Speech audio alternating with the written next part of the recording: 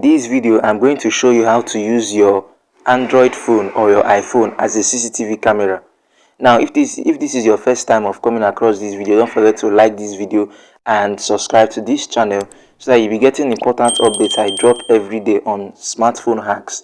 Now, don't forget to subscribe to this channel, please. And if you are the kind of person that does not stay at home always, or you want to always monitor what is going on in your office, in your house, or wherever you live, or wherever you want to monitor, I'm going to show you how to use your phone as a CCTV camera. Now, what you just need to do is you need to have two phones. If you have an old phone you're no longer using again, it is going to serve well for this purpose. Now, the reason why you need two phones for this is that one phone will be the phone you use to record what is going on, while the other phone will be what you're going to use to monitor what is going on. So, for example, let's say you have an old phone you're no longer using.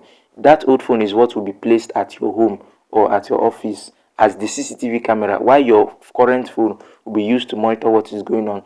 Now, to get started, download Alfred Home Security on Play Store and create an account with them.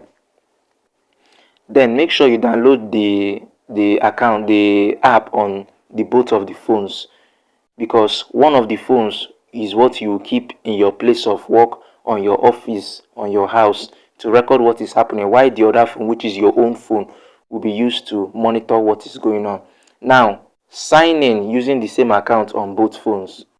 Then after that, you will see an options for you to scan and connect the two devices. As you are seeing on my screen, you will see an option for you to scan and connect the two devices together. So after you are done connecting the two devices together, you can keep one of the phones at home while your current phone will be used to monitor what is going on. So this is a very simple and straightforward process. Now, if this is your first time of coming across this video, don't forget to like and subscribe to this channel. Go and try this out right now and tell me whether it worked for you in the comment section. Thank you for watching.